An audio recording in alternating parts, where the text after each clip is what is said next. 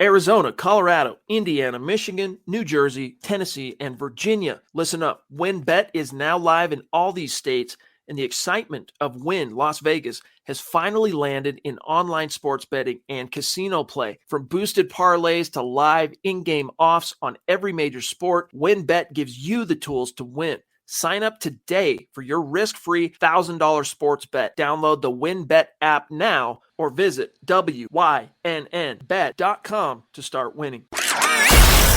You're listening to the Huddle Up Podcast with Chad Jensen and Zack Kelberman. Join Broncos Country's deep divers at milehighhuddle.com and sound off. And now it's time to drop some knowledge.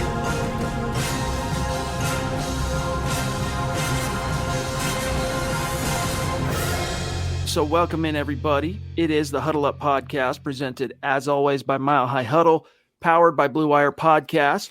We hope you had a phenomenal Christmas. Unfortunately, you didn't get a late Christmas present in the form of a Broncos win.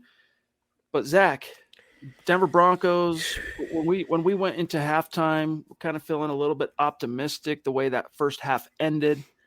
And then the way the game unfolded from there, the Broncos could literally do no right. The Raiders, it's not like it was some kind of steamrolling, but still handled them. Broncos disappeared in the second half. What happened? I mean, the Broncos are pretenders. 3-0 was a mirage. The Cowboys game was a mirage.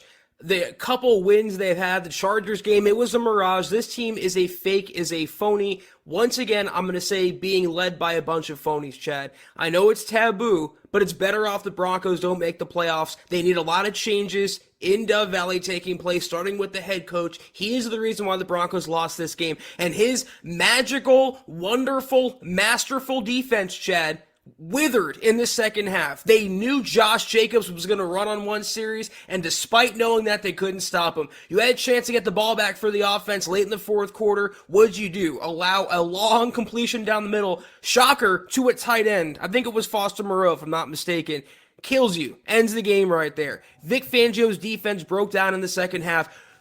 We have so much to get into, but those are the prevailing storylines to me. Drew Lock did not lose the Broncos this game. I know it's going to be a cagey discussion. I know a lot of people are still going to call him out for what he didn't do, which is touchdowns, but he didn't do anything for the Broncos to lose either. He played a very Teddy-like game. Because once again, the Broncos have not won one game this season on the strength solely because of Teddy Bridgewater. He managed the game well, avoided turnovers, avoided mistakes. He put the Broncos in good position. The coaching failed them once more. Pat Shurmur and Vic Fangio failed the Broncos yet again. The sooner they are gone, the better. Vic Fangio was out-coached by an interim head coach / special teams coordinator not once, but twice. They were swept by their divisional rival who lost their head coach, lost their best wide receiver, a team that's going through it all right now, that's falling apart at the seams. They lost twice to them. The sooner Vic Fangio was gone, the better. Take Pat Shurmur with you, Tom McMahon, take all your friends. They need that new blood in Dove Valley.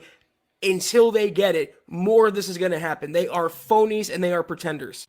Listen up, Broncos country. TickPick should be your first choice to buy football tickets because they save fans money by never charging any service fees ever. TickPick is the exclusive ticketing partner for the Huddle Up Podcast and the Blue Wire Network. Denver Broncos football is finally back, and there's no need to exhaust yourself searching all over the internet to find Broncos tickets anymore. Because TickPick, that's TickPick, is the original no-fee ticket site and the only one you'll ever need as your go-to for all NFL tickets. TickPick got rid of all those awful service fees that the other ticket sites charge, which lets them guarantee the best prices on all of their NFL tickets. Don't believe it? If you can find better prices for the same seats on another ticket site, TickPick will give you 110% of the difference in the purchase price. That's right, guys. When we were searching for tickets for the MHH meet and greet for Week 3 at home, Broncos versus Jets, TickPick had us locked down. So visit tickpick.com/huddle today and use the promo code HUDDLE to save $10 on your first order of Broncos tickets. All right, let's grab Bracken here. Thank you for jumping in early with the super chat. I don't know how much this was a factor because Kush, this is a topic Zach and I aren't 100% on the same page on. I don't think Kush has been very good this year. He hasn't been like horrendous, but he hasn't been some shining pivot in the middle of the offense. And yet, as Bracken says, that Kush was missed today. I will agree with you on that to a point. He says, I hope we never underrate him again. What you lost today in not having Kush was the between the years kind of mastery of being a center, and 2 years now into the league of starting every game that you've ever been in, understanding what you're seeing pre-snap, having that vibe and past history with the quarterback. Schlottmann was handled today, unfortunately, by the Raiders. There was zero push on the offensive line. And look, Drew Lock, he didn't play the game. He didn't give the game away, but he didn't do a whole heck of a lot, especially in the second half, to give his team a chance to win the game. And here's what I'll say, Zach, on the topic of the offense. 100% nail on the head, dude. The offensive play calling, the scheme, the presence of mind in critical situations, it's just pathetically bad. The Broncos' offensive line could not stop a nosebleed. I mean, they were absolutely hustled. We went through the numbers on Thursday, Zach.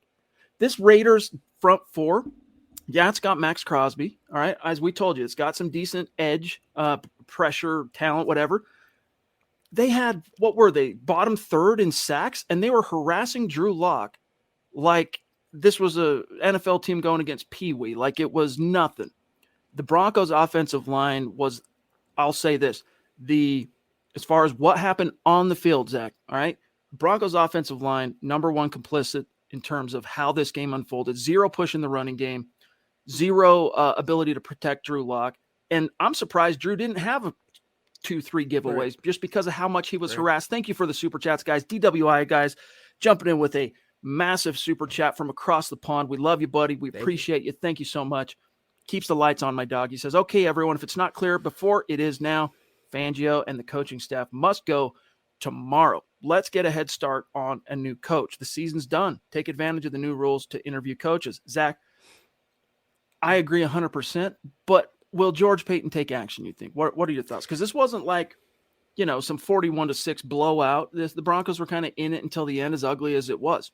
I think it would do, at this point with only 2 games left, I think it would do George Payton more of a disservice by firing Fangio, because then he'd be known as the general manager who doesn't even give a head coach a full season. So he might as well, he can spin it and justify it by saying they're still technically alive in the playoff chase, even though, mathematically, unofficially, they're out of it. They have like a 2% chance now, and a lot of things have to happen for them to make it. They don't deserve to make it anyway, so I think Payton's going to stick with Fangio. A couple more weeks, 15 days and counting, guys, until Black Monday. Then I think George Payton pulls the trigger. He has to. Things have to change. Once again, you have to get rid of Fangio. He's not cut out to be an NFL head coach, certainly not with the Broncos. About the offensive line and Cushenberry, I know we have a lot to get into tonight. I don't think it would have made much of a difference. The entire O-line crumbled from, Massey to Garrett Bowles, who's kind of reverting back to bad Garrett Bowles 2 weeks in a row now. From the interior to Schlottmann, they were getting bullied on both sides of the ball in the trenches. That's why the running game for the Raiders, that's been stuck in the mud in recent weeks, came to life. First 100-yard game of the season for Josh Jacobs. Who does it come against? Vic Fangio's high-priced defense. The defensive mastermind, once again, withering in crunch time, never coming up clutch. So they were really bad on both sides of the ball in the trenches. That's where the game starts. That's why you saw the result that you saw today, partly. Ethan, seriously, big love, dude. Appreciate you so much. It's going to take a minute. Your jersey has been purchased, but it's going to take some time to get across the fruited plain here in the States, across the pond to you. So just stay patient, big dog. Malachi, bro, he says, plus 3 timeouts and we lose. Bad clock management. Turnovers, I think. Thank you. Plus 3 in the turnover difference. Was it 3 turnovers? Yeah. Anyway, it was. That's right. Terrible play calling from Pat and a few bad drops. Not sure what's harder to watch, this team or the new Star Wars trilogy. Zing, dude. I know. I feel you. I'm disappointed on both fronts like you, Malachi. The sequel trilogy was a horrendous atrocity and a pop culture war crime on Star Wars fans. But we digress. Back to the point here, Zach. He's really pointing at the coaching. Well, I'm not a Star Wars guy, so that went right over my head, Chad. About the turnover differential, though, yeah, when you force 3 turnovers and you have a play, we talked about it on KK. We didn't get to talk about it yet. Bradley Chubb, that interception, that run back was a thing of beauty. Game-busting play. They need more of that from the highest-paid defense in the NFL and the mastermind himself and Vic Fangio. But this is the problem once again, though. Doesn't matter who you have at quarterback. The common denominators, plural, are Vic Fangio and Pat Shurmur. And playing for a field goal, playing not to lose, more than likely you end up losing. And in one case, McManus missed a field goal, and Vic Fangio has the audacity to yell at McManus for missing it. It's like a 50-something yard attempt. Why not actually play for a touchdown? Why not go for the jugular? What was that about? It looked like McManus was complaining about something that didn't happen perfectly, or I don't know, some kind of strategy, something that didn't play out, and Vic kind of fired back, I wonder. He should have never been in that situation, though. Move the ball a little closer. He's not 100% guarantee. He's human. He's going to make mistakes. Make it a little easier for him, or don't use him at all. Get a touchdown, get in the end zone, then he wouldn't have to rely on that. But that's not the type of mindset that Vic Fangio has, and it's trickled on down to his flack in Pat Shurmur, who does whatever Vic Fangio wants. Playing for three, playing not to lose. It's a coward's way of running a football team, but yet here we are. Chris, legendary member of our community, thank you, my friend. Always a symbolic super chat on the gut reaction. $13 for 13 points. Love you, buddy. I predicted a win on this, and now I'm wishing I would have trusted my first impulse, which was, don't take the cheese, baby. Don't take it. Muhammad says, more. Love you. Another legend jumping in. I'm heartbroken. Another losing season. Yep. Let's see. 7-8. They'll have a chance. No, it's going to be, it's a losing season. They're not beating the Chiefs in the season finale. There's a chance they could beat the Chargers in LA. It's probably a losing season. And Zach, you know what? It's not the worst thing at this stage. No. Because as you said, the winds of change will soon be blowing through Dove Valley. And then we'll grab Ron here and I'll serve it over. He says, so can we send the transplant fans back to their states? You'd have to be blind to see that Locke isn't the problem. A veteran quarterback can't fix stupid. Look, I don't want to totally excuse Drew Lock for not doing enough to help his team win today. Like, he just didn't do enough. He didn't get a lot of help from his O-line. He did try. He was much more, it was limited in terms of, this guy, let me show you guys something real quick here, Zach. Let me just do a quick illustration. I know we got a lot of supers, but real quick. They only threw the ball. Let me go back here. Let me go back to individual stats. Drew Lock only threw the ball 22 times. All right, 15 of 22. In those attempts, those 22 attempts, he did a pretty good job of spreading the ball around. Like, Cortland Sutton got 5 targets today. Jerry Jeudy got 4 targets, 3 for 60, kind of disappeared in the second half. Noah Fant, 4 targets. Timmy P, 4 targets. Like, he did a good job spreading the ball to the top 4 dogs on the outs, on the skill positions. I'll give him props for that. But they got no help, Zach, did Drew Lock, from the offensive line. If you look at this, all right, 1 for 10 on third down, Zach. Go home. You shouldn't be in the NFL. 1 for 10 on third down. This is not the world-beating, pick the all-time defense, right? This isn't the 85 Bears. This isn't the 2000 Ravens or the 15 Broncos or the 13 Seahawks. This is the freaking bottom third-ranked Las Vegas Raiders, Zach, and you went 1 for 10 on third down. Hey, at least you got one thing to hang your hat on, Zach. When you were given the ball by Bradley Chubb on the 1-yard line, you punched it in, but that was the only time you even sniffed the red zone. I thought you were going to say the one good thing was the one conversion they had on third down, which would have been appropriate.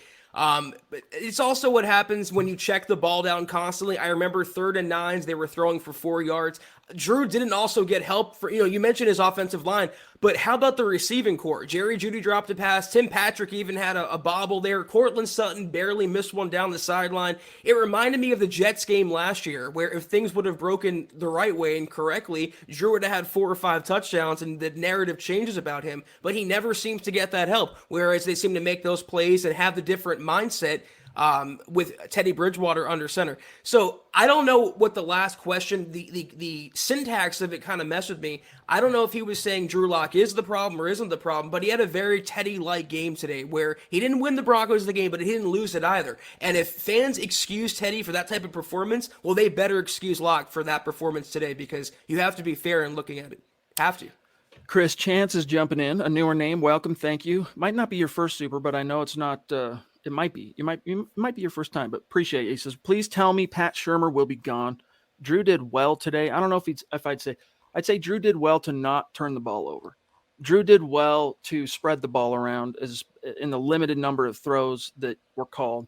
And Drew didn't throw give the game away, so to speak, but outside of one or two strikes, no, I'll give him more than that. There was like 4 really nice plays that he made with his arm. They're just in the critical moments, key situations, came up short. And again, we can point, Zach, to the offensive line, and it's absolutely true. But bottom line, quarterbacks, in the NFL, you don't get the excuse. You don't get to point to somebody else. Like, you had the ball in your hand. You touched the ball every single play. You couldn't get this team over the hump in those critical situations. So I'm gonna blame Drew Lock as much as I'm going to blame the offensive line. But it was encouraging, Zach, to see that he didn't throw the ball away, right? He didn't give it away. He played with a little bit better presence of mind, a little bit better poise in the same sense. And it goes back to these common denominators of these battened down, ultra uber conservative quarterback performances we've seen from this team, both last year and, of course, especially in 2021. The common denominator is the play caller, Pat Shurmur. You know how they say, at least I believe in, when there's like a dog attack, like a pit bull attack, people say, which I subscribe to, it's not the dog, it's the owner. It's how you train it and how you teach it. So if you have a quarterback like Drew Lock and you make him Teddy Bridgewater, he's going to play like Teddy Bridgewater. If you have a Ferrari that requires 93 gas and you put 87 in it, you're not going to get the best results. They're making Drew Lock something he isn't. Not letting him take truly more than a handful of deep ball opportunities when you have, once again, 2 very highly paid wide receivers in Cortland Sutton and Tim Patrick. You have a first-round pick in Jerry Jeudy, first-round pick in Noah Fant. Can we talk about, by the way, this whole game changes. We're having a much different podcast, by the way. If Albert freaking O can hold on to the football, that was one of the best throws that Drew Lock has made, I think, in his career. He took a really gutsy shot down the seam. It was a laser right in sync, right in the breadbasket, and Albert O drops it. That was a walk-in touchdown. The Broncos probably win. So you want to talk about the box score. Yeah, he didn't put up points, but if you watch the throws and the progression and the development from one game to the next, I think Drew played pretty well, relatively speaking. Whatever happens, we're always going to wonder, man, what could Drew Lock have been in Denver with a decent play caller? JT, thank you for this update, my friend. He says, Fangio just said in his presser that he doesn't view it as a season being over. Also, on offensive struggles, he said, we're going to keep working at it. Of course. Yeah, right. Jason jumping in. Good to see you, by the way, JT. What else is he going to say? Great Christmas. Dude, keep working on it. You got 2 games left in the season, and you just played yourself out of the playoffs. So, I guess, you fake it till you make it, right? I'm going to pretend like I know I still have a job after 2 weeks. So I'm going to pretend like, yeah, we're going to keep working. Other than that, it's just platitudes, man. It's just, I don't know what else to tell you. I'm sitting here at the podium. Jason Walton, another newer name. So welcome, my friend. Connect on Twitter. He says, this offense makes watching paint dry sound like an X Games event. I'm tired of seeing Jeudy be motioned into the backfield for no reason whatsoever. Yeah, it's about as bland and vanilla and uninspired. And just look up antonym to innovative, and you'll see Pat Shurmur's face. Zackler jumping in too to say, thank you, Zackler. Dalton Reisner needs to go. He's about the nicest dude off the field, but he's just a below-average lineman with so many flaws. I don't know about gots to go, but he's definitely not developed in any way, shape, or form, to be honest. And, Zach, that's actually quite alarming when you consider the Broncos paired him with one of the top 1, 2, 3 O-line coaches in the NFL currently. So you think to yourself, well, maybe he just needs a different scheme. No, he got to play under Rich Scangarello. And I guess under Rich's scheme, which these are all similar philosophies in terms of West Coast. But one of the big differences between Skangs, Zach, and Shurmur, he's so vanilla, I almost forgot his name just barely. Saltines, baby. Skangs used a lot more heavy personnel. There was a lot more bigger bodies on the field and moved people around a lot more. So I guess in that sense, Dalton had a little bit more help, but it was much more kind of zone block. Under Shurmur, it's a little bit more power. But there is some wide zones, obviously, and I don't know. I guess he mixes it up pretty well. But still, he hasn't been able to thrive in this 11 personnel, drop back and pass, 3 wides, 1 tight end, 1 running back, Dalton Reisner. It's alarming. And as Cody says here, Broncos receivers suck. So many drops. The thing about Skangs, I hated the tight end jet sweeps or the screens that he ran constantly, but he, as a play designer and schemer and game planner, he craps all over Pat Shurmur. Sorry, not sorry. That's the truth of that. I was thinking about when you were talking, Austin Schloman, what an unfortunate situation. Next to you on one side is a rookie in Quinn Miners. Next to you on the other is a struggling Dalton Reisner. That's a tough task against that Raiders front seven, but it was a collective failure on that side of the ball in the trenches, on both sides of the ball. They lost that battle handily, and that's why you saw the result that you do. It's pretty pathetic, honestly. The Aviator, what's good, Shane? Appreciate you, my friend, jumping in. He says, Locke wasn't the reason we lost. Nearly all his incompletions were drops. So he did have 7 incompletions, right? He went 15 to 22. The look on Vic's face at the end of the game, he knows he's done. And McManus yelling at him at the sideline shows he lost the locker room. I don't know if I jumped quite to that conclusion, Shane, but I'll tell you this. McManus has the biggest cojones of any kicker I've ever seen walk the earth, dude. Like the most flippant, I don't care what you think, coach, guy. Like I've never seen a kicker in multiple instances visibly clash with his head coach on the sideline and live to fight it, or live to kick another day, Zach. It's unprecedented. We act like Brandon McManus is, not we, but the Broncos act like he's some precious kicker that, we're not talking Jason Elam here. We're not even talking Matt Prater here. Let's be honest. The only thing Brandon McManus has going for him is he's the last active player on this roster from Super Bowl 50. But if I'm that head coach, we don't know what it was about, Zach. It could have been just a frustrated, hey, coach, this is what happened on the field. I'm so pissed off. And Vic's pissed off about it too. So maybe they're not yelling at each other. They're just yelling about it. Who knows? Well, apparently, I didn't get to rewatch it either. I didn't catch it the first time, but Fangio ran the play clock down too long, and McManus was rushed on the field before that attempt. So that's what he was mad about. Okay. So once again, Fangio's time mismanagement is costing the Broncos taking points off the board. I don't know what more has to be proven before people come to the realization that he's incompetent as a head coach. If we held Vance to one set of standards, Vic Fangio is falling short of even those. He's worse than Vance in so many cases. He needs to go. And you think about, well, hey, man, the defense, made some big plays, 3 takeaways and whatnot. But never in a clutch situation, ever. When the critical moments, when you look back on a game in hindsight and you look at the critical moments, all right, Chubb got that great turnover, almost pick 6. And you think, kudos to Chubb. You and I were both so happy to see Chubb make a play. For him, just happy for him to see him do something well, make a big splash play. And you think, all right, Vic's cooking with some grease here. Then, imperative, where you just took back control of the game. You just swung momentum back your way.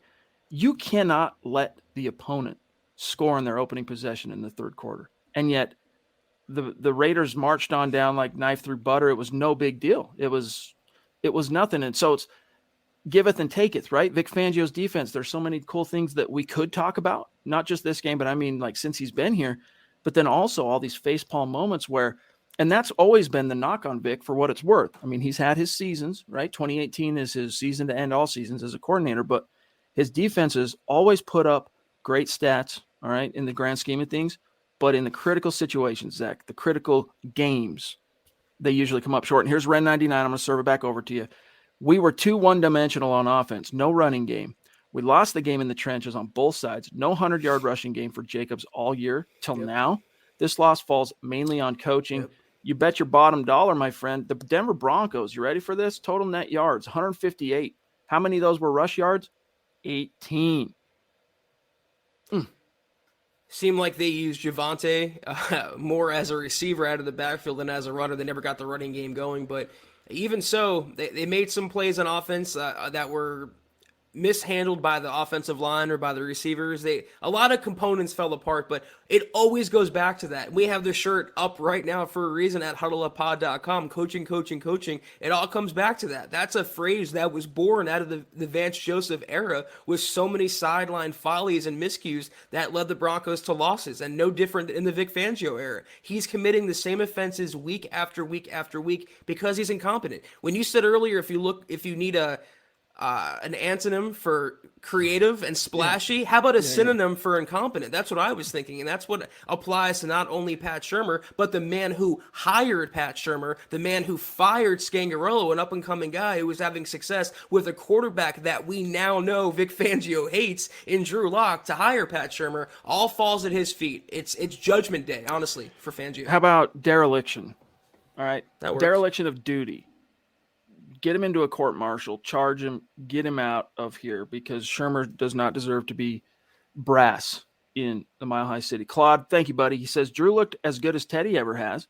I can't wait for a competent coaching staff to take the reins of this really good, on paper, roster. Let's go grab a good quarterback and a decent coach and go win a Super Bowl. Go Broncos. And then Orange Crush Zach saying, and thank you, buddy, want Fangio and Shermer fired tomorrow. So sick of looking at Fangio's clueless face on the sidelines and pointless, senseless press conferences. The ultimate insult, Zach. Ultimate ignominy. You've lost 4 straight now to the Raiders, 2 of them to a freaking interim special teams coach. I mean, George, Peyton, come on, dog. What are you waiting for? You got an interim waiting in the wings. Mike Munchak, here you go. You're head coach for 2 more games.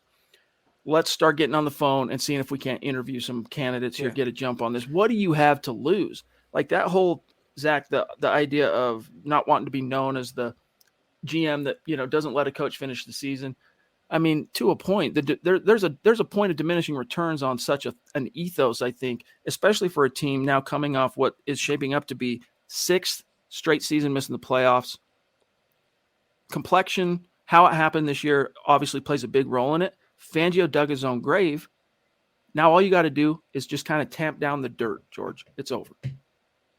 Yeah, of course, Vic, screaming and kicking for his job, he'd say, well, I didn't have Teddy Bridgewater. I didn't have my starting quarterback. So what do you expect me to do? My defense forced 3 turnovers. Not my fault. It's everyone else's fault. That's how Vic Fangio is. It's a shame. I kind of lost my train of thought as to the point I wanted to make. You know what? You're onto something, though. I'm sure these are the type of conversations that will be had behind closed doors. And, Zach, guess what, Vic?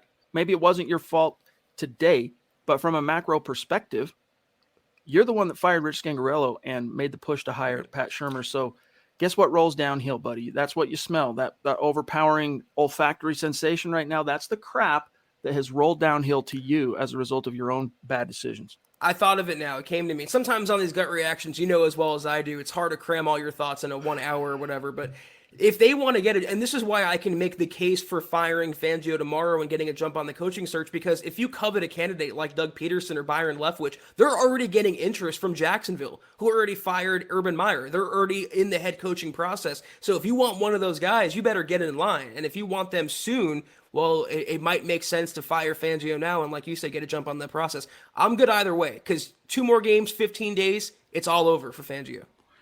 Miguel, thanks, buddy. Appreciate you. He says, what's up, fellas? A gut-wrenching performance in the trenches. Scott called it when we get bullied in the trenches, we get worked. Wow.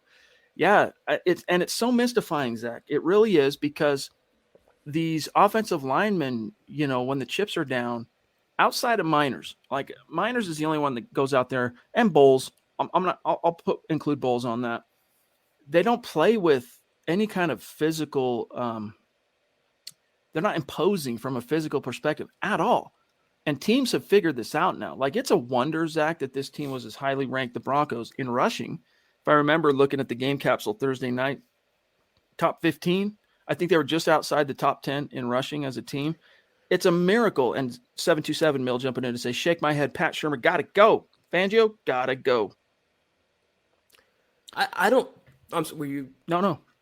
I don't look at it so much like a miracle, so much as maddening, because if they had a better coordinator, if they had better coaching, they would be for sure top 10. They'd probably be top 5. When you have Melvin Gordon running like he is, when you have arguably a rookie of the year candidate, I know he won't win, but he's playing that well, in Javonte Williams, and you rank outside the top 10, Javonte should have made the Pro Bowl. He had the resume, if you extrapolate his production over the course of 17 games, being the full-time starter or just getting more touches. He had games where he had 4 and 5 and 6 carries versus games where he had 20 carries. So that's what held the Broncos back for the entire year. And fans are starting to catch on to that now. I agree with the previous super that said, I can't wait to see a competent coaching staff, what they can do with a really good on-paper roster. A lot of things to fault the Broncos for. One thing is George Payton, because he's restocked the cupboards, great draft class, good free agent signings. The Broncos can win now. They are a mid-level quarterback away and good coaching away from being a contender now. The better the quarterback, the better the coaching, the better the Broncos can be. But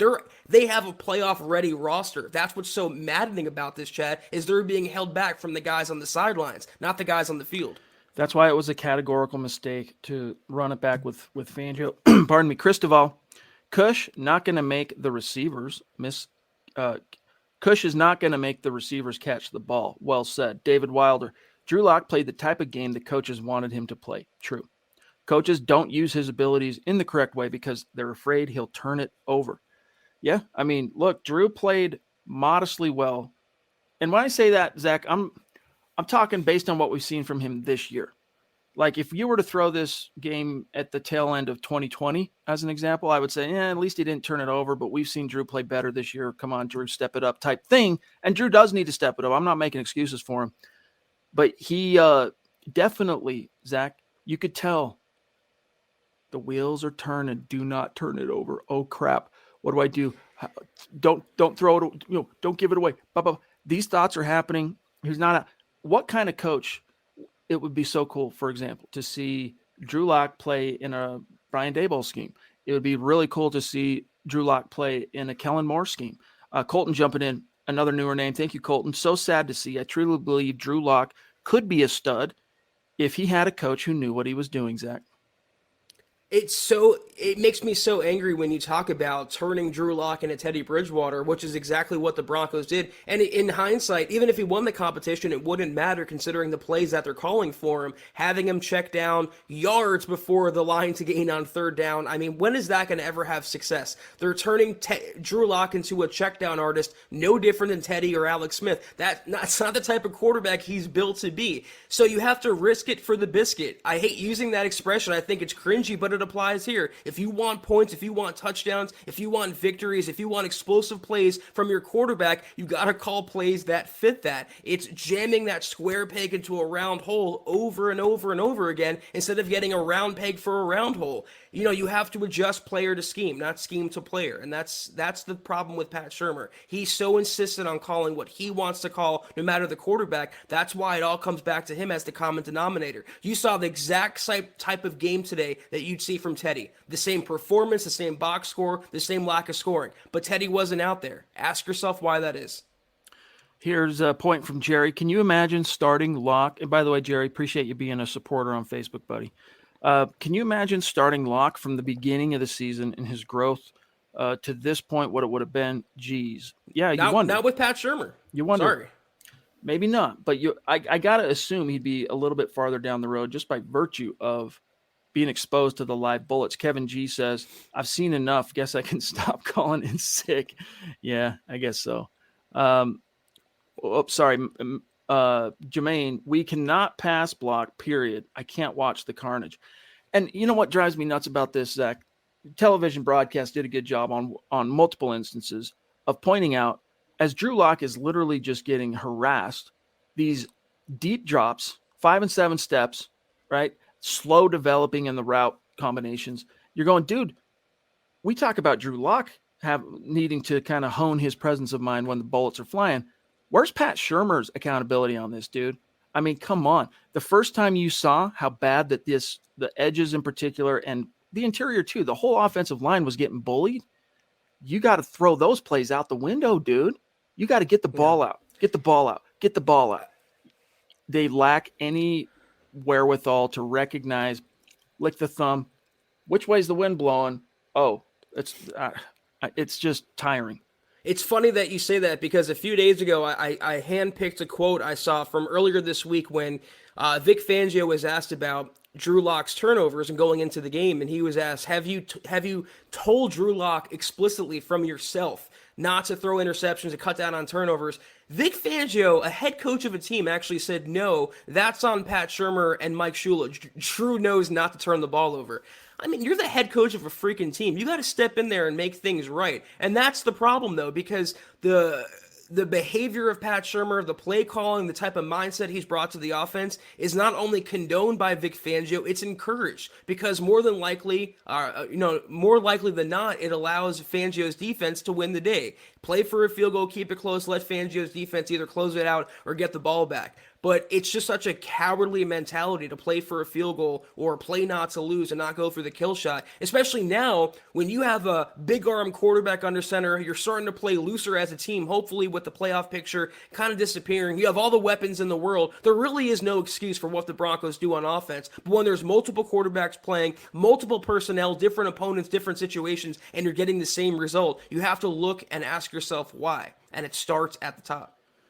Lawrence Rivera, appreciate you, buddy. So are we really last in the division again? I've seen this from the beginning of the season. We didn't do enough in the offseason. It started, Lawrence, with the misguided decision to foist Vic Fangio on George Payton, your brand new GM hire. This screams of the last gasp out of pure hubris of John Elway. And I love John Elway, seriously. Like, I grew up with this dude's posters on my wall in the yard, in the street with my homies. I was the one that was pretending to be John Elway. I mean, I love this dude, all right? This was the last gasp of John Elway. George, we want to hire you. We think you're great. We'll give you anything you want, but you got to keep Vic one more year. George is like, all right, cool. When does your contract expire, John? 1 year from now. All right, I'll live with that. Bad decision, though. Bad decision. And, that ultimately, Zach, is the source of everything from the Teddy trade to all the other foibles this team's endured in 2021. You could argue a team like the Atlanta Falcons, and I know I'm stepping into unfamiliar territory when I talk about this, but first-time GM paired with the first-time head coach, and you can argue they're playing more competitive football on a weekly basis than the Broncos with half the talent, if not less than that, on the roster. But it's just when it comes to the Broncos, they're not getting the most juice out of the squeeze. When you have a roster like this on paper, Chad, when you have players like Javonte Williams and Patrick Surtain, Simmons, all the running backs and receivers, all the skill players, all the secondary players but quarterback, and you can't coax more than what you're seeing on a weekly basis, that's just bad coaching. If they had just a little more from their superiors, they'd have a few more wins in their pocketbook right now. We're doing pretty good on time. We're at the 35-minute mark, but we are about 30 minutes behind with our patient Super Chat Superstar. So we'll rapid fire and get to everybody. All right. Edward says, fire Fangio. Locke was never the problem. It was all coaching. I'm so sick of this crap. Fire everyone. Mile High Kid said, can this season be over already? It's torture watching this offense play. Plum Bob jumping in, say it makes me sick getting swept by the Raiders, a hated rival. It's just sad. And then you add to that, Plum Bob, that you got swept by an interim head coach. It just, 2 losses. And a team that was completely slumping. Scott put it pretty well, though. Talking about getting bullied in the trenches, right? This is the first time you got bullied by a team that doesn't really bully anyone. A soft performance. Football players, Zach, they hate the S word getting thrown around. It was. We need Elway to show up and call him soft again like he did a few years ago, because it would definitely apply now. Maybe not a few years ago, but that's what they need. And, I bet the casual fan can't name more than 2 cornerbacks in the Raiders secondary, and yet you throw the ball 3 yards short of the stick on 3rd and 7. You don't push the ball down the field. The Raiders just lost Jonathan Abram, who you can argue was their best secondary player. They released Damon Arnett a few months ago. You still don't take chances down the field with the receivers and talent you have in a big arm quarterback. That's coaching. It's coaching scared. It's coaching not to lose. And it's coaching that's going to get Pat Shurmur and Vic Fangio both pink slips in 15 days. Tim Hoffman, you the man, big dog. Hope you had a great Christmas. He says, Locke did what he needed to do to give the team a chance. Made some 4th down plays. That's true. That was a strike on 4th down, dude. I was happy for him that he made that play. We had Butterfingers. Players dropped the dang ball. Defense played well with the takeaways. I agree. This isn't the first time teams have just ran down our throats. Vic, coaches need to go. Our season's done. Let Locke just play the last 2 games to see what happens. Maybe we can get lucky and trade Teddy and Locke at the end of the season. It was reminiscent to maybe a slightly lesser degree of Drew Lock's performance in New England last year, where he was, but there is a slightly different complexion to this because Drew was in that game in Foxborough. The Broncos still come out on top. Drew became the youngest QB to ever win at Foxborough. And the balls, Zach, that were getting dropped in that game were dimes that were touchdowns. There was like 4 different touchdowns that were dropped, and they didn't score a touchdown the whole game. So it was a much bigger like contrast to it's one thing to see 4 different touchdowns get dropped. It's another thing to see a 7-yard out or whatever. They all sting, they all hurt, and they're all for the most part inexcusable. But it didn't help Drew, and I think it kind of speaks, Zach, to look, they're used to the spin on Teddy balls, right? Then Drew comes in and it's a different spin. The ball's coming out at we're talking about fractions of seconds here, but different slight timing and where the ball comes out based on where they're at in their route. Little things like that you can't really avoid when it's backup quarterback coming into play this deep into the season. But that's why you got to put the onus on the receivers in those situations. No excuses. You get paid millions of dollars to catch the ball. Richard says someone in the organization needs to explain to us fans how we haven't progressed as a franchise in 3 years. We've gone backwards with a better squad, Zach. Coaching. HuddleUpPod.com right now. Get your shirt. That's what it comes down to for me. It's coaching. They've had the roster for a few years now. They've had good draft classes. They've had decent signings. They've had enough talent to win, certainly with better records than they've had, Chad. But you made me feel kind of stupid because I referenced the Jets game earlier, what it reminded me of. I was thinking of the Patriots game with all the drop touchdowns, all the drop passes from Drew Lock. His stats would have looked a lot better, and the narrative would have changed around him just a little bit. He still would have had his haters, but he gets no help. And this game was eerily reminiscent to last year's season finale against the same team, the Las Vegas Raiders, when Drew Lock and the offense played well enough to win. And what was the reason the Broncos lost? It was Vic Fangio and the defense letting them down, not coming up clutch, blowing it in crunch time. Once again, the same situation, different year, same result. The Duchess jumping in. Michaela, I hope you had a phenomenal Merry Christmas. So great to have you. Thank you so much. She says, the main problem with this team was never Locke. It was always Fangio and the rest of the coaching staff. I'm so tired of them. Can't stand watching them anymore. Fire them now.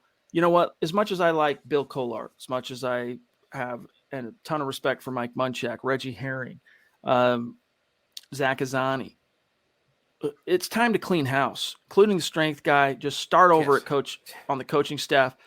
Too many of these individual position coaches are being foisted on the head coach, and head coaches being foisted on GMs. Like, the chain of command just needs to make sense once again. There needs to be clarity on that front, and that's why muddying the water with a first-year GM on a lame duck head coach, expecting Teddy Bridgewater to save the day, save the season. I mean, come on, Burnt Brass, 1776.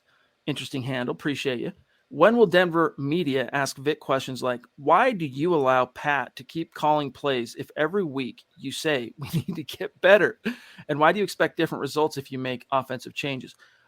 Here's why. Their monetization model is contingent on being allowed in the building. All right. And if you say things that are combative and argumentative at the podium, you might get away with it once, twice. You might come to find your card get pulled credential wise. But I'll give you one guy props on this front, Zach. D-Mac. Darren McKee, yeah. D-Mac of the Fan. That dude, he's untouchable. What they call Trump, the Teflon Don or whatever. I'm trying to come up with something witty for D-Mac, but that dude, whether it's a coach, a GM, Joe Ellis, Roger Goodell, he is unflinching in the type of questions. Now, he usually couches it in terms of his tonality well enough to where he can kind of get by and kind of maybe fly slightly under the radar. But that's why, Burnt Brass, if you really want to know the truth. Well, I think if you have skin in this game, if you have credibility, you will ask the hard-hitting questions. But here's the problem. Even if you do ask Vic Fangio those things, what's he really going to tell you? Either coach speak or turn it around and make it someone else's fault, anyone but his. He'll say, well, what he said tonight. We're still trying to get better. We have a couple games left. We want to get our 8th win. If that's really where you're shooting, Vic, he already knows what's going to happen in 15 days. All he's trying to do right now is bide his time. At this point, 2 games to go, the Broncos looking like they do, Vic is checked out. He's tidying up his LinkedIn right now. He's making calls to see what's out there. More than likely for another DC job in 2022. That's what he should be in the NFL. And in a few weeks, he won't be HC anymore of the Denver Broncos.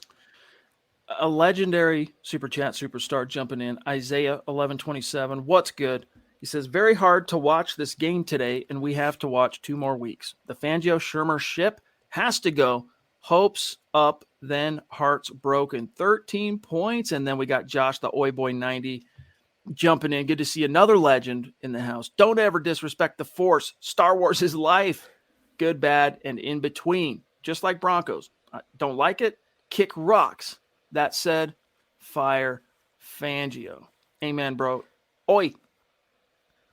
We probably have another comment to come back to, but I do want to highlight this if I can come back to it. Did it already scroll off my screen? It was from Keith, who here. It was a really funny comment because, Chad, you can relate as well. We get the press releases from the Broncos every single day. And it's true, Keith. Man, there's so many times I go through the quotes looking for a story, and I get angry. I say, how can Fangio say that or not say that? Sometimes he'll give a one-word answer like, no, next question. It really is like eating pebbles. That's a perfect way to put that. Jermaine, we couldn't catch a break even if it was thrown at the bread basket. Shake my frickin' head. Yes, indeed. Yes, indeed. They caught multiple breaks. I mean, the fumbles went in their favor. They got an interception return. I mean, the Broncos, the breaks were there. They had calls go in their favor, from the Zach, referees. That's why I can't completely or in any way absolve Drew Lock of complicity in the loss, because on one hand, yes, he did. He played a brand of quarterback the coaches wanted him to play.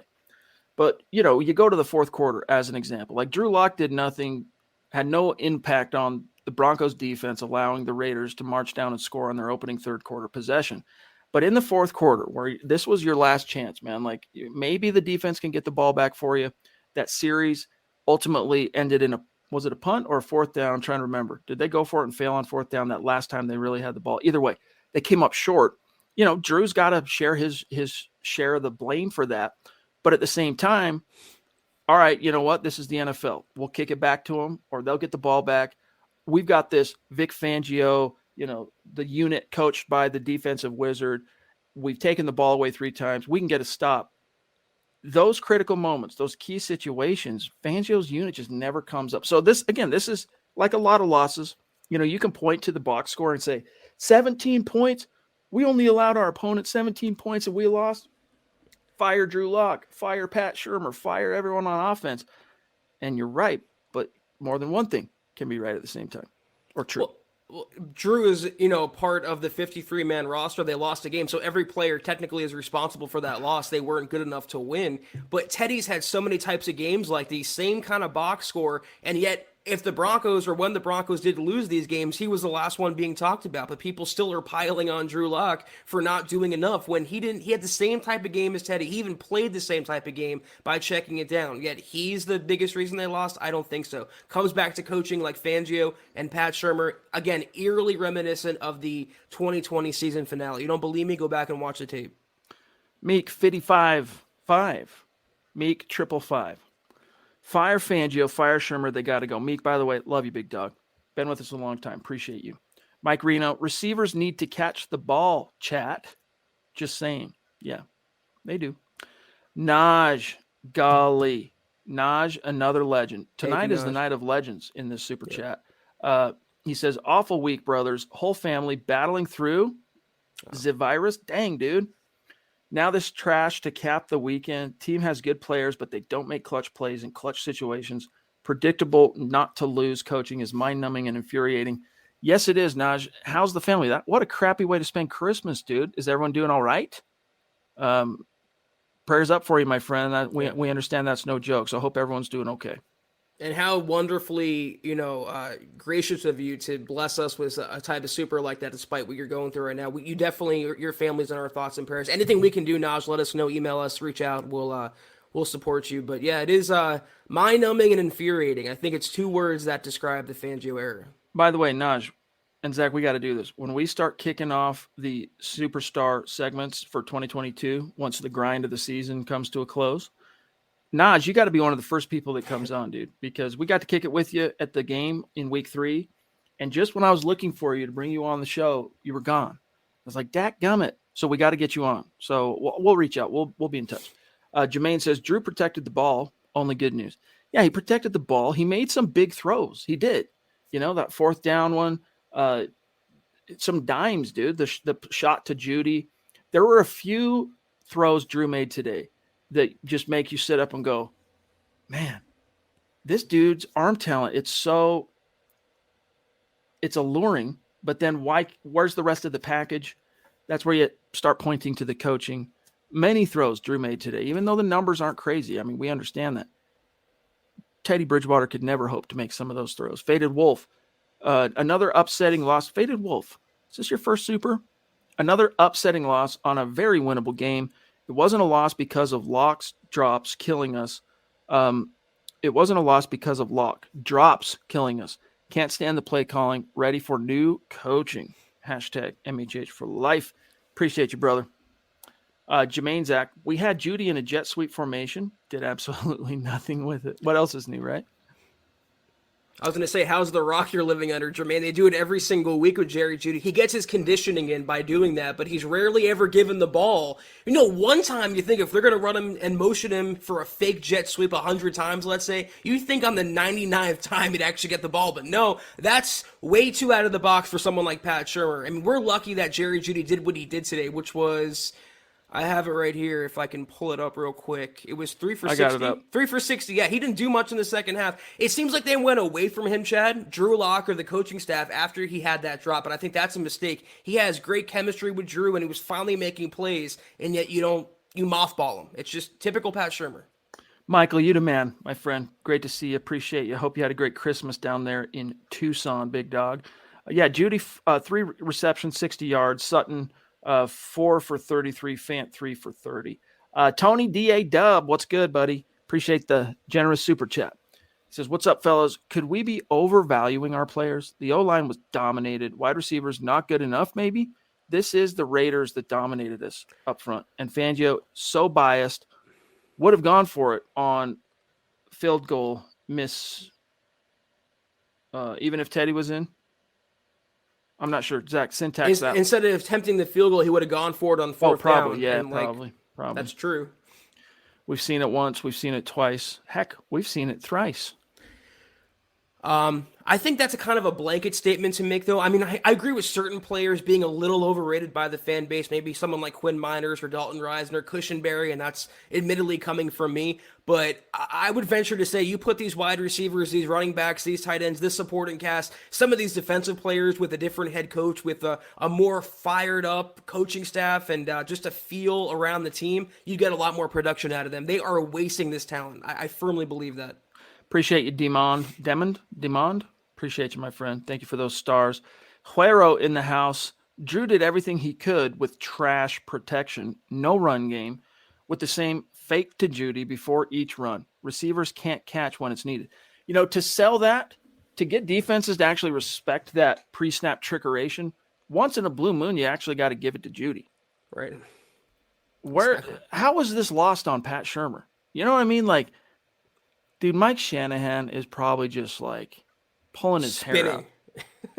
What the Sam Hill is going on here? I mean, these are offenses that are built on the bones of the same scheme that Shanahan built his on, which is Bill Walsh, West Coast, and obviously kind of different specializations in terms of the Andy Reid. What's his name, dude? I just had the brain fart. The head coach of the Packers with Favre. What was his name? Holmgren. Mike Holmgren, thank you. That offense sprung off in kind of a different direction, but it all sources from San Francisco. Same with Shanny's offense. So all these things are familiar to Shanny. He knows what he's seeing. He's got to be just like, what? Because one thing I loved about Shanny, amongst many qualities, was critical moments, kind of like Wade Phillips as a defensive play caller. Mike Shanahan had a just like otherworldly feel for game situations, when to call the right plays. Mr. Ranch, what up? Drew was significantly more composed than Carr. Denver's O-line collapsed, and the running game was non-existent. This one squarely on coaching. I'll give this to Derek Carr. That touchdown that he threw in the first half to Hunter Renfrow. Dime. Ain't nothing you can do about that. Undefendable. Leaf up in Canada. What's good, big dog? Fangio electing to go for a second 55-yard field goal was the moment we elected to lose the game. Well, let me just tack on to the previous point about Pat Shurmur. Yeah, it's on him for being that stupid. That's the only word to use, honestly, when it comes to Pat Shurmur, is stupid and not realizing that. But how about Vic Fangio, once again, being the head coach of a team? Chad, we're not cashing paychecks as NFL coaches, but yet it's plainly obvious to us. You have to actually get that jet sweep going every once in a while, not just fake it all the time to maintain the allure and maintain the illusion of it. How does Vic Fangio not step in there and say, listen, Pat, hand the ball off to Jerry Jeudy a couple times? It takes 2 seconds. He has no idea. He watches the game film after the game. And then what does he do with that information? What does he do from his gleanings? Because I get it, in the heat of battle, you're on the sideline, you don't have the benefit of the eye in the sky. And thank you, Isaiah. Jeudy, fake sweep, getting old. What is that?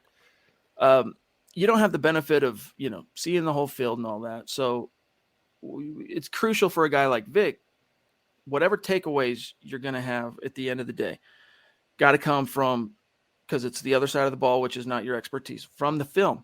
So when you glean whatever you're going to glean from that film, what do you do with that information, Vic? I submit, and I don't know this, all right, but I submit my feel for this is nothing.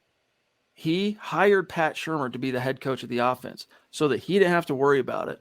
He's been a head coach twice, AP Assistant Coach of the Year 2017. I just want to kind of manage the grind and deal with the defense. That's it. Like, I need someone to run the offense. I doubt Vic really gets on Pat much about anything at all. And that's partly probably why this team is in the situation it's in. Phil Irish, Zach jumping in, fire Fangio, fire Shurmur, Munchak, temporary head coach, Shula, temporary OC, message sent. Agreed, but it's a message sent a day late, $1 short, whatever.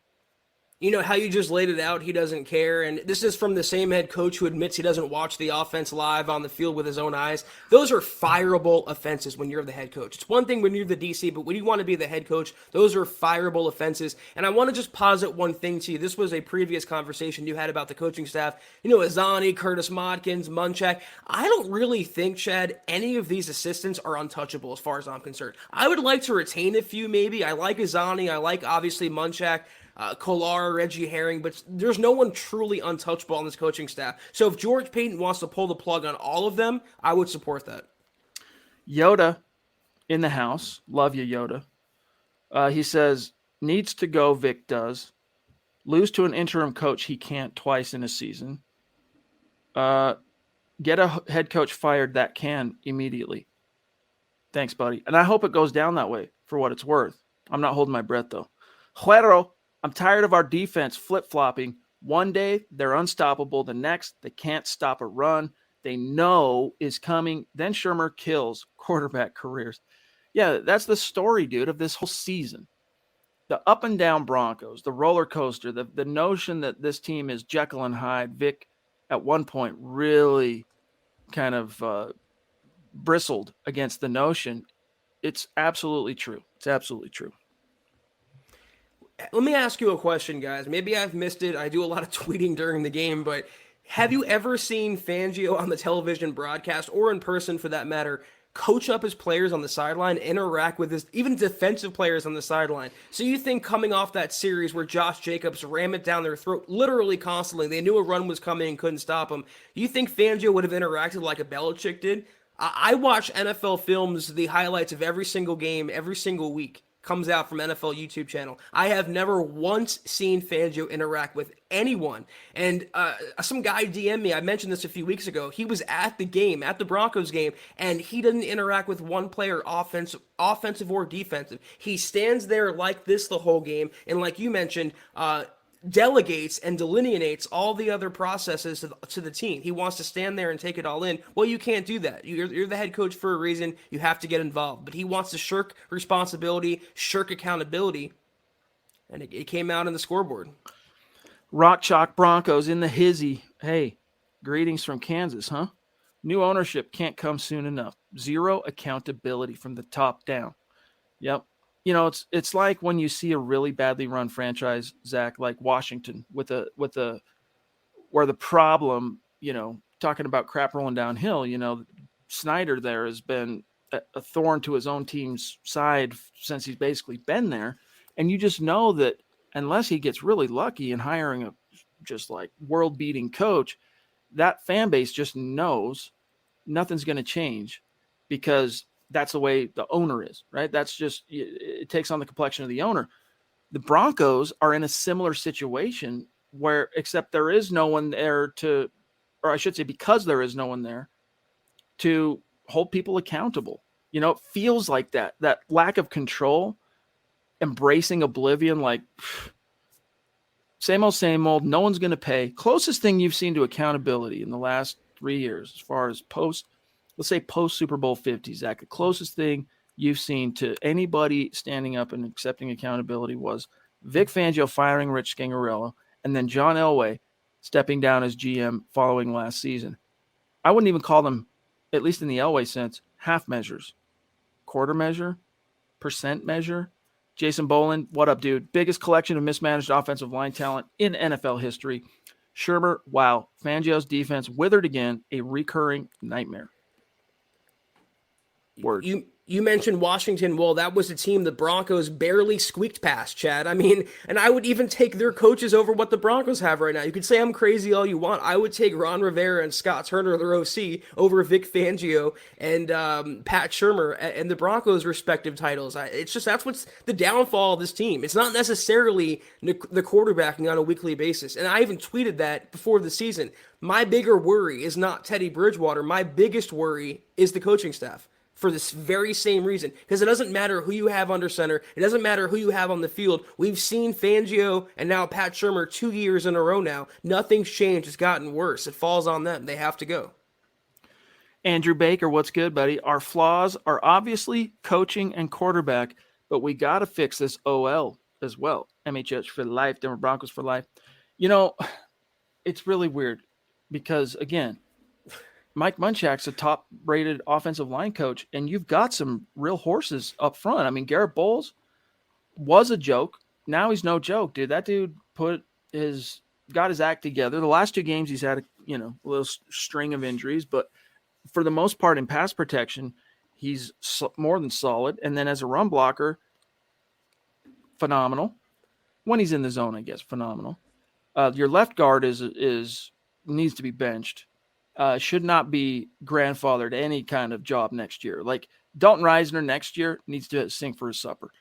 I'm not saying move on from Dalton Reisner, but he's entering a contract year, right? Yeah, contract year. If he starts next year, it better be, Zach, because that coaching staff made him earn it. Same for Lloyd Cushenberry. Yep. Same for Quinn Miners, even though I think anyone Quinn Miners goes against toe-to-toe next year, he will vanquish. Right tackle, you didn't solve it. Bobby Massey, maybe not the constant turnstile like Eli Wilkinson was last year, or pick the year, with the exception of what was his name, dude? Velder. Jared Velder. Thank you. The Broncos right tackle, Bobby Massey is probably number 2 in recent years in terms of the best right tackle the team's had since Orlando Franklin was playing right tackle. He's probably the second best behind Velder, but it still ain't saying much, Zach. At least he's playing, unlike Juwan James, so he's got that going for him, which is nice, Chad. Yeah, the Broncos' offensive line as a whole is pretty replaceable, maybe with the exception of Garrett Bowles, and only because of his contract now, but he's playing at a replacement level, I think, the last couple of weeks. I agree with you. Reisner's a liability. I'm ready to see Netani Muti. If he can play left guard, I would see a Muti, Cushenberry, and Miners interior. Maybe they can move some mountains and get better run blocking. But they were owned today in the trenches. It was a very soft performance, just a pathetic performance, honestly, and they have to get better from that. It may be too little too late, but don't want to see it. John Doe, we're at the 1 hour mark, so we're at rapid fire, unfortunately, we got to be very quick in our replies to the remaining supers because we got to go. John says, my prediction is they keep Vic and fire Shurmur. Who's the best available OC for next season if they keep Vic? Dude, I don't even know right now. They've got jobs right now, We'll have to see who gets fired and what guys. I mean, you could go look at position coaches and stuff like that to promote to an OC, but I'm telling you, Vic's getting fired, guys. I mean, even if it doesn't happen tomorrow, Vic's not surviving this, Terry up in Canada, what's good, buddy? Competent coaches, hashtag state of being. Wouldn't it be nice? Wouldn't it be nice to have some competency and wherewithal at coach? Chase Wellner, what's up, buddy? Hello, it's Chase saying, +3 in the turnover differential, and we still lost. What a feat. And this does, Zach, echo last year's season finale against the Raiders, where you emerged plus in the turnover differential, still couldn't close, still couldn't win. Let me just add about the coach. Whoever is the next head coach, I think, could call the plays on offense. So if you have a Doug Peterson, Kellen Moore, Greg Roman, Brian Daboll, they're more than likely going to call their own plays. I'll throw out one name if they do hire Kellen Moore. The Cowboys quarterbacks coach is Doug Nussmeier. He's had some coordinating experience. He's built up the quarterbacks in Dallas. That's one name to keep in mind. But when or if they do hire an offensive-minded guy, to me, that guy has to call his own plays.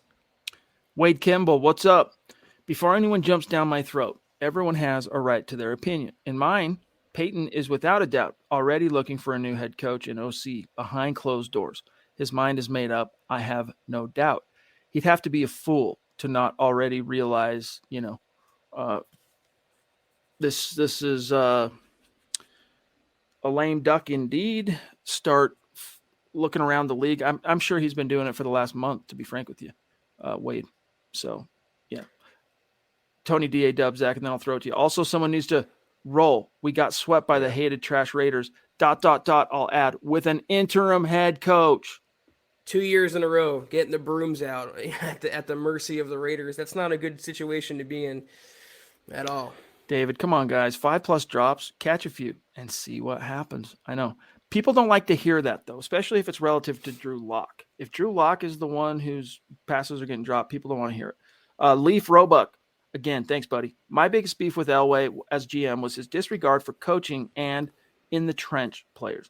I look forward to Peyton investing properly. Yeah, I mean, that's a topic that is too overarching and meta to go too far into right now, but we feel you, my friend. If not quarterback or edge rusher, it's got to be an offensive lineman in round one. You have to consider stocking the cupboard with a blue chip talent and not getting by on veterans or mid-rounders.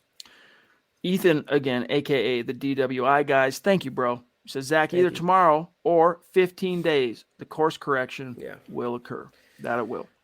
Thank God. Can't wait. That it will, buddy. Thank you for that generosity. MJA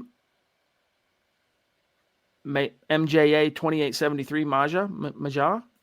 Who should we draft in the first round? A quarterback like Malik Willis or Matt Corral, a middle linebacker like a Devin Lloyd, or an offensive guard like a Kenyon Green? I'm telling you, first of all, it's dependent on what you do in free agency and whether or not you're able to land a veteran Q. Right. If you don't, you got to draft a quarterback if you can. Like if you can pony and maneuver those 2 2s and 2 3s as a package to move up, part with 1 or 2, 1 2 and 1 3 to move up and make sure you land a Matt Corral.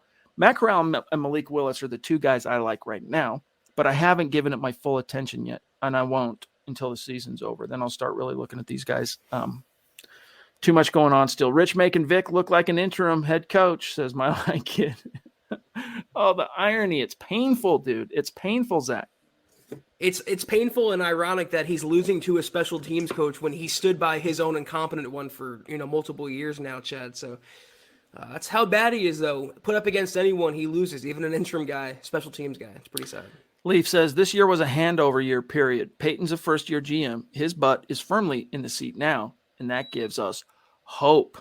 Yes, indeed, barring some new owner coming in and completely cleaning house, but they said that when George was hired, the contract he got, a 6-year term, made him virtually new owner proof.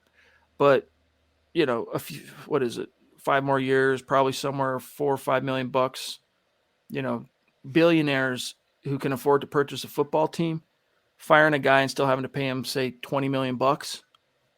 If that's what they want to do, they'll do it. But I still think I do subscribe to the notion that he's pretty safe in his position, regardless of what happens. But he's not perfectly immune. Michaela, again, the Duchess, love you. She says someone in the chat was saying that Fangio is staying. What in the world? Yeah, I don't know. No. Don't know where that's coming from, but. If you want your answer, rewatch the Kansas City game and George Payton when they showed him in the box with his arms crossed like that. That's the telltale factor. And you have to think those arms are crossed even tighter now watching that performance today. He's gone. Dennis Woods, Michigan, legendary Super Chat superstar, says 23 points in 2 games with the talent we have. Jaffiel. Smith Corona, what's good, buddy? Happy holidays, boys. Back to you. Same to you is what I meant to say. It's like I'm an anchor. Back to you, Zach. I have no words, just showing some love. Thank you, Smith. Love you, buddy. Appreciate you. Maja, again, should Fangio only stay as a defensive coordinator with the new head coach? I wouldn't be opposed to it, but those things just don't happen in the NFL. That's fairy tale stuff. Or maybe just, days of old type stuff. It did happen in the ancient NFL, Zach, but those type of things typically don't occur nowadays. Well, considering how prideful and egotistical Fangio is, would it be conducive to success to have Fangio around, even as DC, keeping that bad blood in the building? Would he want to take orders from the guy who replaced him? Would there not be friction there? Exactly. So you have to kind of clear the whole thing, rip the Band-Aid off all at once if you want change. You got to exercise the demon, because you keep someone like that around you as a head coach, you're always worried about, am I being undermined? That's why it doesn't happen, guys. And plus, just from a messaging perspective, as Zach said, you need to rip the Band-Aid off, start over. David Ellsbury, what up, buddy? He says third down equals check down. Again, the play calling was cowardly and embarrassing. O-line couldn't block a phone call. Check downs were designed play calls. I was surprised how much Drew was checking down today, and it speaks to me of really it being hammered into his head by the coaches. Yeah, the Raiders' defensive line was like the car warranty calls that we get, Chad. They always get through whether you block the numbers or not. Yeah, I haven't heard that one before, though. Couldn't block a phone call. That's pretty funny and very, very true. Naj again, wow, bro. You the man. Thank you, buddy. He says, hey, bros, we're recovering. Thanks for the thoughts. The way I see it, we have 3 years to take advantage of this young, talented nucleus. We're wasting this year at the quarterback position. I don't think we have time to develop a quarterback now and then still take advantage of this core. You could be right in many respects, Naj, and if that's the case, it's hell or high water for Aaron Rodgers, hell or high water for Russ, but specifically Aaron Rodgers, if that's what your macro view is of this team's young core.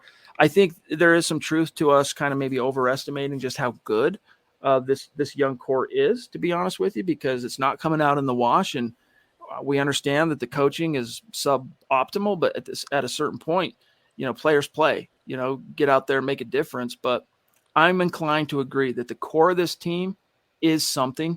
It just needs the right vision, the right coach to come in and say, guys, chin up. First team meeting as head coach. Listen up. We're not losing to the datgum mother trucking Kansas City Chiefs. It ain't happening. We're not, like someone that just comes in and gives these guys a lift from an emotional swagger perspective. And then obviously he's got to bring it to the table from an X's and O's.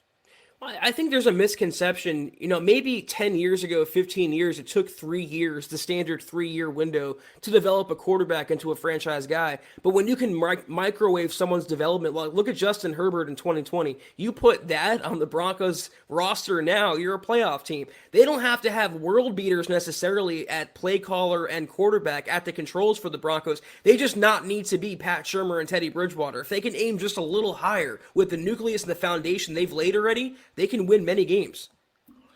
Bronco Broad says, and thank you, what's with Reisner constantly rising on the line? I don't see another guard do it as much as he does. I'm not sure what you mean by that. Constantly rising on the line. Also, he looks weak or soft against some of the D-line he goes against. Is it strength or technique? I think it's both. And I think the Broncos perhaps maybe misidentified what position he should play as a career tackle at Kansas State. Maybe try this dude at tackle. I've been saying that for a year now. Try him at tackle. When he regressed in year 2, I'm like, try him at tackle. Oh, he doesn't have long enough arms. Give it a shot. How much worse can it be? What was it? I can't remember the exact number, but he went something like between 20 and 30 games without relinquishing a sack at Kansas State as a right tackle. Maybe give it a shot. Lucas Estrella, thank you, buddy. I'd love to see Fangio game plan against Shurmur. The battle of the impotent, Zach. Yeah, I brought up the follow-up comment to that. I know it was a little premature, but I forgot who said it. They said it'd be a 6-3 final, and that's, I think, giving a little too much credit to Fangio and Pat Shurmur. I'm going to say 3-0, or worse, 2-0. 3-2. 3-2. Right. Baseball score. Okay, guys, we really got to dip. Beto says, hey, guys, do you think the Broncos will start making calls for potential head coaches? Also, where do you see the quarterback situation going? Teddy's gone. Drew could be gone. depending on what that next head coach thinks of Drew. But the push is going to be finding a different quarterback in 2022. Travis Trail, I love the show. Finally able to catch a live one. Thank you, buddy. Not to beat a dead horse, but I'm excited to see Drew in an offense that plays to win rather than not to lose. Go Broncos. Yeah, it will be interesting to see if the next head coach says, no, pump the brakes on selling out for A-Rod. I think I can make something of Drew. I don't expect that to happen, but I think this team is going to use as many of its resources as necessary in the coming offseason, Zach, to solve quarterback. Yeah, I was going to say it's exciting to see what Locke can do in a different offense, but it's not going to be the Broncos offense. He's playing for his next NFL team. If he starts next week or what he put on tape this week, he needs to change the scenery, and I think the Broncos have to go in a different direction as well. It's just experiment that didn't work out. And like you said, when you can chase a Rodgers, a Wilson, maybe Deshaun Watson if things clear up, or a first-round quarterback like a Corral, Malik Willis, Kenny Pickett, when you have those at your disposal and you weigh them against Drew Lock, one camp looks a lot better than the other. Ethan again from across the pond. Thank you, bro. Gut reaction. Happy New Year. New owners, new coaches. Peyton in charge. I'm ready for that, but sad we had to wait a year for it. I know. That's just been the theme. Year in and year out is better luck next year, and it's just so atypical of what it's been like as life as a Bronco fan, dealing with this type of mentality and expectations just being so dang low. But guys, that's got to do it for tonight. We got to dip on out of here. Zach, if you want to do the rundown, I'll pull up and shout out Facebook. This was the last Gut Reaction podcast of 2021. When we see them next, Chad, our wonderful, lovely listeners and viewers, going to be a different year. So hopefully this is the last angry Gut Reaction we have for quite a while, but I don't expect anything different last two games. This was the Huddle Up Pod, though. In the meantime, follow us on Twitter at Huddle Up Pod. Follow us on Twitter also at Mile High Huddle for all your Broncos news, analysis, rumors, transactions, and more. Follow Chad on Twitter, all over the place tonight, on Twitter at Chad and Jensen. Follow myself at Kelberman NFL. Follow Scott on Twitter at Scout Kennedy. And yes, as you see, huddleuppod.com. Get yourself a dad hat, trucker hat.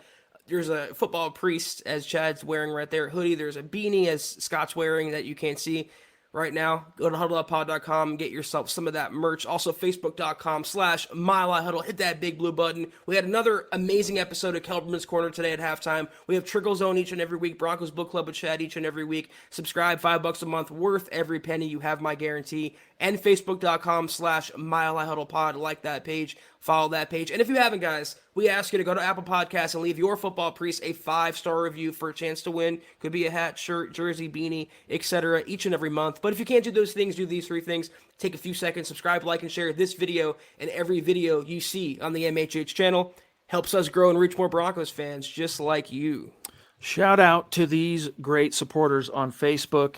And by the way, guys, we're at about 68% in terms of reaching our goal of 250,000 stars in the month. So if we're going to raffle off a jersey, we got to grind here. But shout out to these great supporters tonight. Jermaine at the top, thank you.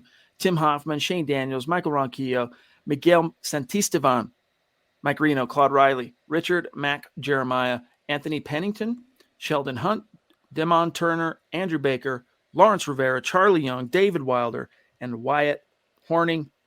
Guys, keep your chin up. This too shall pass. The season is soon coming to a close. Black Monday can't get here fast enough. Brings me no joy to say that, but change is coming. Zach and I speak for all the dudes here at MHH, cannot wait. We are relishing the opportunity to cover, break down, analyze, preview, speculate on what comes next at coach, at quarterback, free agency, the draft. 2022 offseason is going to be just off the chain. We look forward to experiencing that with you guys and doing what we can to kind of shepherd you through that. But thank you for a great year. I mean, we're going to be back tomorrow, but this is the last gut reaction, as you mentioned, Zach, of 2021. Love you guys. Thank you so much. We're seriously 2 of the luckiest podcasters on planet Earth, and that's thanks to you guys. So hope you had a great Christmas. Hope you had some happy holidays, and we hope you have a great new year if we don't talk to you or get to see you between now and next weekend, which I doubt, but I'm sure we will, but just in case. So much love, and we'll see you tomorrow for the aftermath. Very nicely said, Chad. And as I'm watching yet another Trevon Diggs INT, let me just end the gut reaction of 2021 by saying Dan Quinn is a better DC than Vic Fangio. Take care, guys, and as always, go Broncos. You've been listening to the Huddle Up Podcast. Join Broncos Country's deep divers at milehighhuddle.com to keep the conversation going.